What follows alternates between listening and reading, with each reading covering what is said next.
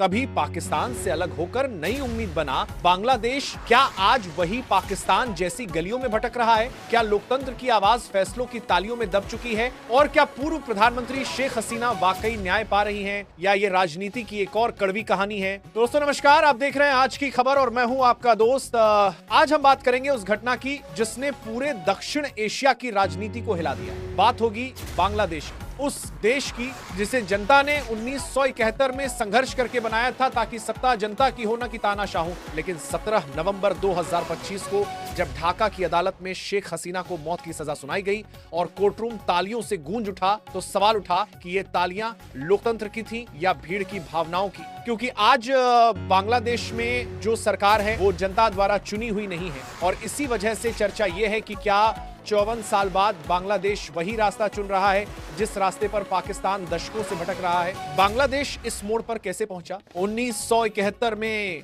आजादी के बाद शेख मुजीबुर रहमान ने देश को संभाला, लेकिन 1975 में उनकी हत्या कर दी गई। इसके बाद सैन्य तख्ता पलट, अस्थिरता और संघर्ष चलता रहा। के दशक में लोकतंत्र लौटा, लेकिन आवामी लीग और बीएनपी के बीच राजनीतिक खींचतान बढ़ती चली गई। 2009 से 2024 तक शेख हसीना लगातार 15 साल प्रधानमंत्री रही। उनके दौर में बांग्लादेश की जीडीपी 6-7% तक पहुंची, गरीबी में तेजी से कमी आई, इंफ्रास्ट्रक्चर मजबूत हुआ। लेकिन इसी दौरान उन पर आरोप लगे विपक्ष को दबाने के, मीडिया पर सेंसरशिप के, चुनावी धांधली के। फिर भी जनता उन्हें चुनावों में लगातार बहुमत देती रही। टर्निंग पॉइंट 2024 का छात्र आंदोलन। जुलाई 2024 में सरकारी नौकरियों में 30% कोटा के विरोध में छात्रों ने शांतिपूर्ण आंदोलन किया, लेकिन कुछ दिनों बाद हालात बिगड़े। आरोप लगा कि पुलिस और सुरक्षा एजेंसियों ने कड़ी कार्रवाई की, कई लोगों की मौत और घायल होने की खबरें आई।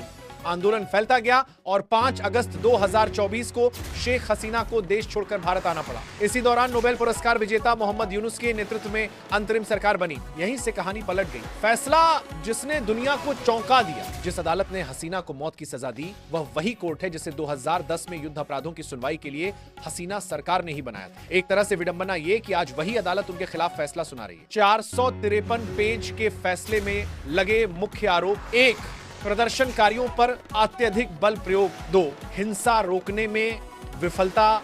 3, हेलीकॉप्टर और ड्रोन के इस्तेमाल के आदेश। 4, हत्या और हत्या की साजिश। 5, नागरिकों पर दमन का आरोप। पूर्व गृह मंत्री को भी मौत की सजा सुनाई गई और कई अधिकारियों को जेल। कोर्ट में तालियां बजी जैसे कोई बड़ा विजय हो गया हो। लेकिन हसीना कहती हैं ये कंगारू कोर्ट है, मेरी बात सुनी ही नहीं गई। क्या ये न्याय है या राजनीति? ये वही सवाल है जो पाकिस्तान दशकों से झेल रहा है। वहां जुल्फिकार अली भुट्टो को फांसी, इमरान खान जेल में, नवाज शरीफ हटाए गए और लॉजिक हमेशा लोकतंत्र के नाम पर दिया गया। लेकिन दुनिया ने देखा कि नतीजा क्या हुआ। अब यही पैटर्न बांग्लादेश में दिख रहा है। क्या यह राजनीतिक बदला है या वास्तविक न्याय? यही आज सबसे बड़ा प्रश्न है। भारत की स्थिति क्या? भारत हसीना को बांग्लादेश को सौंपेगा? भारत और बांग्लादेश के बीच 2013 में प्रत्यर्पण संधि हुई थी, जिसके तहत दोनों देश अपराधियों को एक दूसरे को सौंप सकते हैं। लेकिन इस संधि के 2 महत्वपूर्ण क्लॉज हैं, अनुच्छेद 6 और अनुच्छेद 8। अगर भारत को लगे कि मामला राजनीतिक है, न्यायिक नहीं, तो भारत किसी को भी बांग्लादेश को सौंपने से मना कर सकता है। भारत के कई पूर्व राजनयिक मानते हैं कि भारत शेख हसीना को नहीं लौटाएगा क्योंकि उन्हें राजनीतिक संरक्षण दिया गया। अगर भारत मना करता है तो 1, ढाका कूटनीतिक दबाव बढ़ाएगा। 2, बयानबाजी बढ़ेगी। 3, लेकिन रिश्ते पूरी तरह टूटेंगे नहीं। सबसे सुरक्षित विकल्प यह माना जा रहा है कि भारत हसीना को किसी तीसरे देश भेजे, जैसे यूएई, यूके, कनाडा या नीदरलैंड। शेख हसीना के पास अब क्या विकल्प है?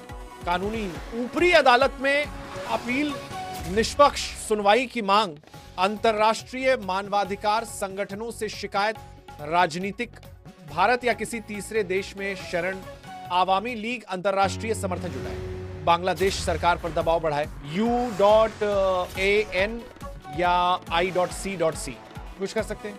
I.C.C सीधे किसी देश के फैसले को नहीं बदल सकते। U.AN मानवाधिकार मुद्दे पर बयान दे सकता है, बस। कुल मिलाकर अभी खेल बहुत लंबा है। हसीना 78 साल की हैं, लेकिन उनका प्रभाव अभी भी बहुत बड़ा है। उनके समर्थक आज भी लाखों में हैं। क्या बांग्लादेश पाकिस्तान के रास्ते पर जा रहा है?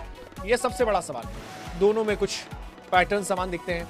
विपक्षी नेताओं पर कठोर कार्रवाई, चुनाव टलते रहना, भीड़ के उत्साह पर फैसले, न्यायपालिका पर सवाल, राजनीतिक ध्रुवीकरण।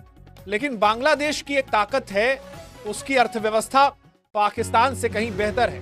गारमेंट इंडस्ट्री, एक्सपोर्ट, विदेशी रिजर्व, ये सब उसे स्थिरता देते हैं।